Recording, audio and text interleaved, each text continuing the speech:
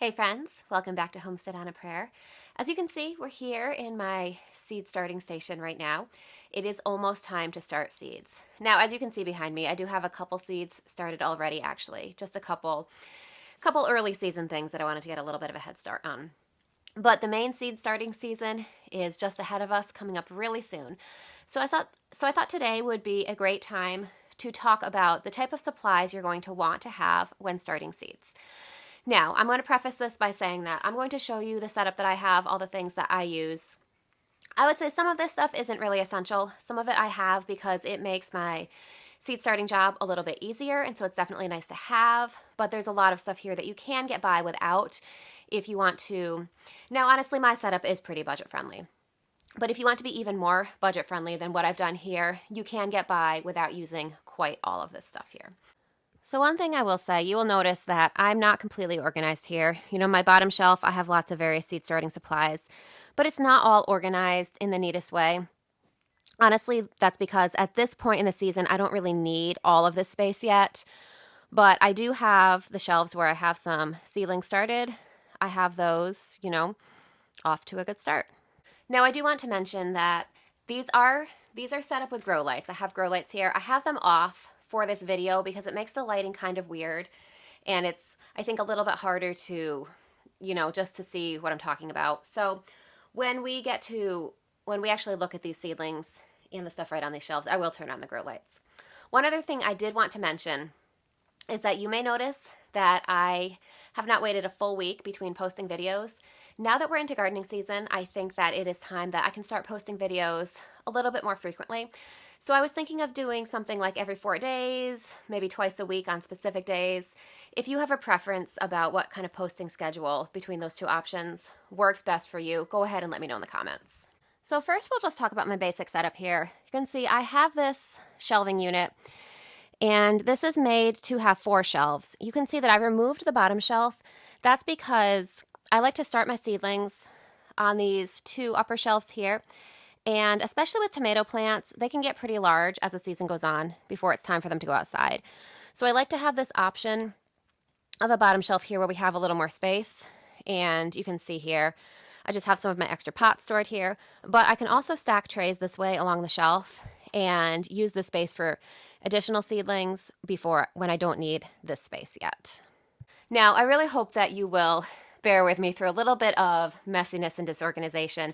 If you've been following my channel for a little while, that's not really going to come as a surprise to you. You know that I kind of, do things in a little bit of a haphazard way. But honestly, that's what works for me, and I hope that, if nothing else, goes to show you that this doesn't need to be a really difficult process. You can make it as laid back as works for you.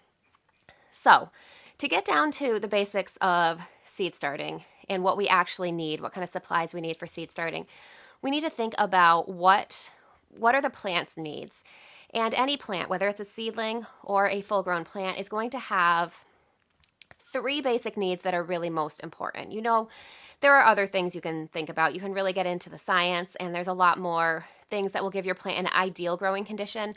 But when you're getting started, the 3 main things that plants really need to grow are adequate light, sunlight once they're out in the garden.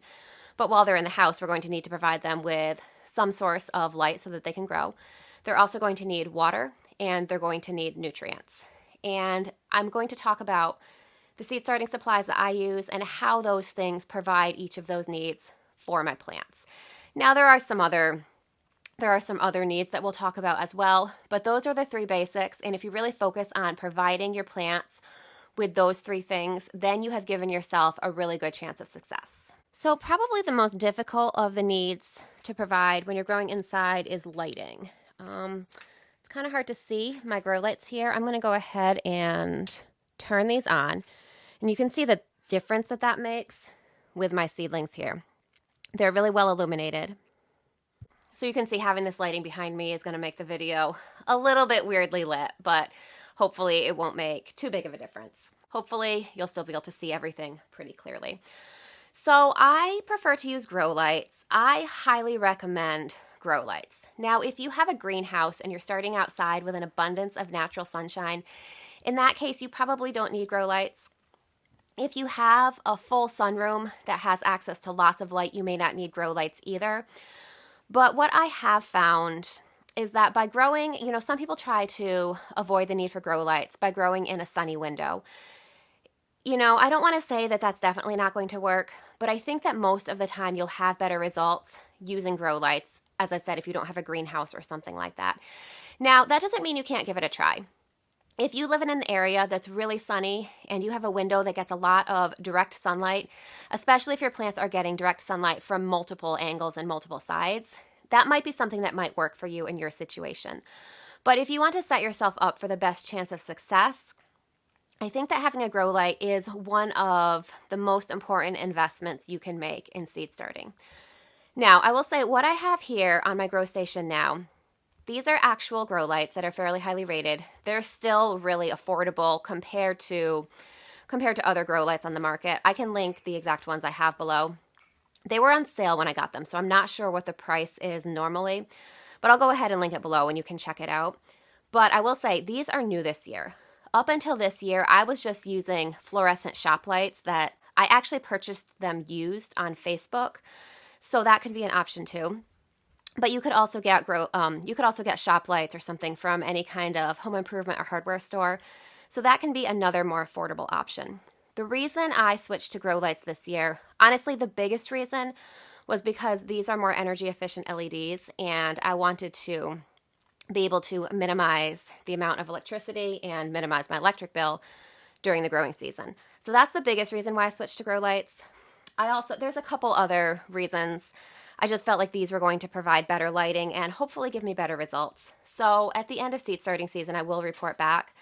So far, as you can see, the plants that I have growing here, so far they've been doing really well, responding well to the grow lights. So far, I've been happy with them. So the next plant need I want to address, and you'll find some mixed opinions about this, is watering. My opinion is that bottom watering is by far the best for plants and also the easiest. Now, those of you who know me, whether you know me in person or whether you know me from this YouTube channel, know that I am a pretty laid back gardener. When something becomes too structured, it kind of becomes overwhelming for me. So I like to do things in a laid back way. That's just what works for my lifestyle. And honestly, bottom watering really fits that.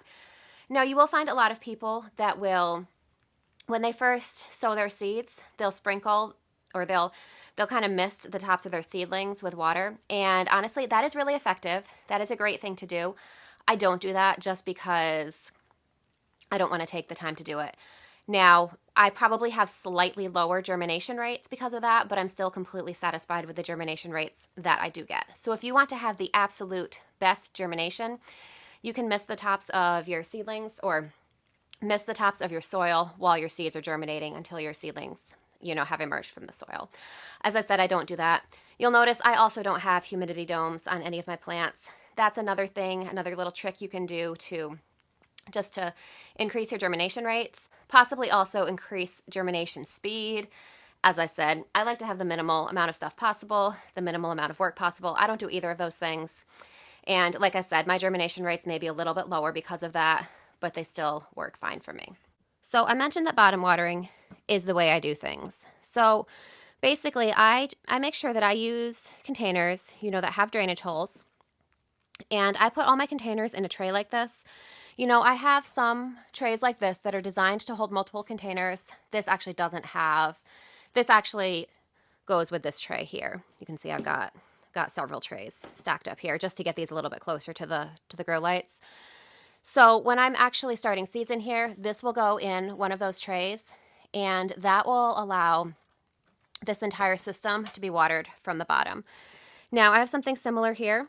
I just pour water into this tray, and my seedlings will absorb it as needed. And, these right here, these containers are just 6-packs that I've reused from a nursery. But same thing, I just pour water into these trays, and the seedlings will soak it up as needed. Now, I mentioned that I don't usually mist my seedlings, but I will sometimes top water in the very beginning while they're really getting started. Because when seedlings are germinating, you do want to make sure that the top layer of soil doesn't dry out, because if the seedling dries out, that can Best case scenario, that can slow down germination. Worst case scenario, it can prevent it altogether. So you do want to make sure that the top layer of your soil, including your seed, stays moist. So I do sometimes top water in the beginning for that reason. So as I mentioned, you just want to have a way to provide water for your seedlings.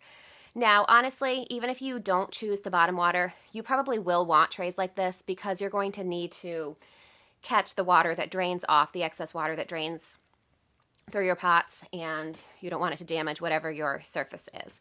So unless you're starting seeds in pots outside, you are going to want some sort of tray to catch water. There are some additional reasons why bottom watering is really good too. The first is that most plants don't really thrive on having their foliage wet. You know, having wet foliage can lead to all kinds of plant diseases. So the roots are really what needs the water. In most cases, you know, just watering from above is just more likely to lead to seedling diseases like damping off and other issues that you could have with your seedlings. So having the water come from below where the roots can get it is really a healthier option for them.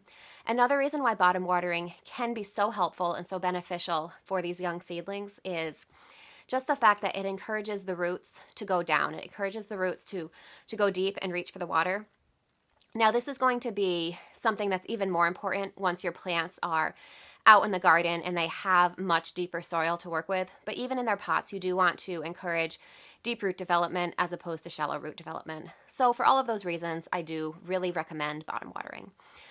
Now, that brings us to the final of the three main needs that I mentioned that these plants have, and that is nutrients. So when it comes to nutrients, you have a couple options here. So your plants, you know, when you have seedlings and you're providing them with nutrients, that's going to come for the most part through the soil or whatever medium you're growing them in. So I actually, in my most recent video, talked about potting soil or potting mix versus seed starting mix, the differences between those. And I also went through with you guys and just showed you my basic potting soil recipe. We just made that up together. So if you want more in-depth information about that, I will go ahead and link that video in the video description. But for the purposes of this video, I'll just say that what I choose to do is to use potting soil to start my seedlings as opposed to seed starting mix. There's a couple reasons. The main reason why I choose to do that is because there is some nutrition, some nutrients for the plants already in the potting soil as opposed to potting mix, which usually requires you to provide supplemental fertilization. Once again, it's the laid back gardener in me not wanting to have to do an extra step. So for me, potting mix has always worked really well. If you have had different experiences, I would love to hear from you in the comments. But as I said, for me, I've always used potting mix, and that's what I will continue to use. So the next thing we want to talk about in regards to plant nutrients is the containers that we grow them in. So as you can see from my seed starting station here, I am not all that picky about what containers I use. I have these. These are a little bit nicer. I actually purchased these. These are heavy duty plastic. These have lasted me several seasons already. I expect them to last quite a bit longer.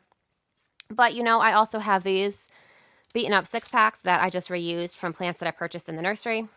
These probably won't get me as many seasons because, they're meant to be single use. I'm just recycling them and reusing them. I also have some larger nursery pots down here. A lot of times I will start my seedlings in some of these smaller containers and I will end up potting them up to these. Then I also have these from a nursery. These are reused as well. You can see different plants require different size pots, so I like to have a variety. Finally, you'll see that I just have some plastic cups here. I drilled some holes, or rather my husband drilled some holes in the bottom of these for me. And these work really well as, just a basic seed starting container. So I primarily will use plastic cups like that if those are plants that I'm planning to give away, because then I don't have to worry about getting my pots back. The person doesn't have to worry about washing the pot and returning it to me or anything like that. It's just easier and simpler to use these for giving away. So these are actually some seedlings that I have started from my mother. I'll be giving them to her in a couple weeks, so I'm putting them in those pots, or in those cups, I should say. But, that being said, if you don't have pots already and you don't want to go out and spend a lot of money on pots, on high quality pots, these cups work completely fine. And honestly, I think you'd probably be able to reuse those for several seasons as well. They're a little more heavy duty than some of these cheap nursery pots that I'm reusing. So even though I really like this set that I paid for, it came with this tray, it came with the bottom tray, I really enjoy that and I would recommend it. Those are from the Bootstrap Farmer, in case you're interested in purchasing any of those. I do really enjoy those. That being said, you definitely don't need to spend money on this kind of thing. So, you can use whatever you have access to. I got these because I liked that whole system and I wanted something that wasn't going to be a single use. I wanted something that was going to last for quite a while. But that is definitely somewhere that you can skimp a little bit. One other important consideration with growing certain seeds can be heat. You can see I have these trays on this simple little heat mat here, and that can be really helpful with starting certain types of seedlings. So this is not necessarily a need of plants. Maybe it is a need of some plants. For most plants, it's more of a preference. It can just give them a little bit of a boost, make them a little bit healthier, get them off to a quicker and stronger start. So I don't start most of my seedlings with heat mats. I do use it for peppers especially, because peppers can take a long time to germinate, and peppers are they're heat-loving plants. The seeds of peppers will germinate significantly faster if you use a heat mat as opposed to not using a heat mat. That being said, it is not an absolute must. I do recommend it. If you're going to grow peppers, certain types of flowers, certain herbs can be a little challenging to start with without a heat mat, so it is definitely helpful. It can speed up germination, but it is not absolutely essential. For the first several years of gardening, I did not use a heat mat to start even my pepper seeds, and I still had good success. I think that my germination, the speed has definitely increased, or the speed has definitely improved. I think that my germination rates may have improved as well since I started with the seed mat, but overall, or since I started with the heat mat, I should say. But overall, as I said, it's a recommendation, not an absolute requirement. So if you're just getting started and the idea of, getting all this startup kind of intimidates you, the seed mat is something that you could wait on and add in a later season. Just know that your peppers may struggle a little bit without it. So that is something that, again, I recommend. Another thing you're going to want to think about is air movement. You can see I have this little fan here. When plants live outside, they're exposed to the elements. They have all kinds of, stressors and things in their lives that they aren't going to have inside. So when you're starting seedlings inside that you're ultimately planning to move outside, you're going to want to give them a little bit of that stress inside so that it's not such a difficult transition for them, when they switch to life outside. So keeping air moving around your seedlings can kind of mimic wind and some of the other things that they're going to have to deal with outside. So I like to use that little fan that I showed you on my shelf. I also have a ceiling fan in this room that I'll run sometimes just so there'll be some general light air circulation in the room. I also have a box fan that I can bring over to the seedlings, if they seem like they need a little bit more strengthening. So something like that, for one, as I said, it'll create stronger plants. It'll make the stems stronger. They'll be more resistant to wind and other things that could possibly damage them outside.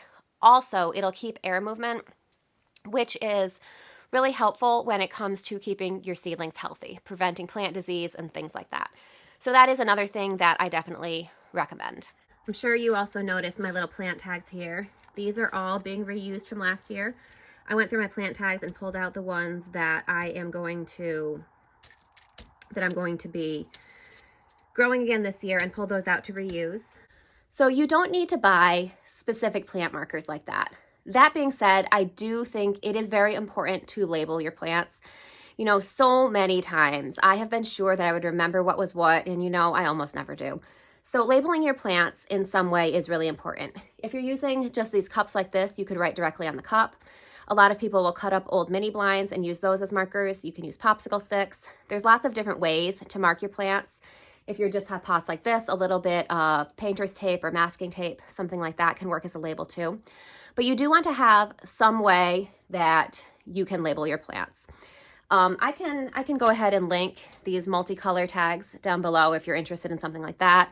But as I said, you don't even need to have something specifically for that purpose. So that in a nutshell is my seed starting setup and an overview of the seed starting supplies that I like to use. If I missed anything, if you like to start seeds and you think that I missed something that's essential, please go ahead and let me know in the comments. Or, maybe we just use different seed starting methods, in which case I would love to hear how you start seeds. What do you use that's most important? One thing that can make a difference is the type of climate that you're growing in. I'm here in Connecticut where we have very cold winters. Outside right now, we have snow and ice, and it's just not very hospitable for seedlings. If you live somewhere warmer, you may not have to start as many seedlings inside as I do. So that can be something that is very different. So I would love to hear from you guys. What do you think is most important for starting seedlings, and what could you live without? So I hope this is helpful. I hope you're having a great day, and I can't wait to see you soon. I'll see you next time.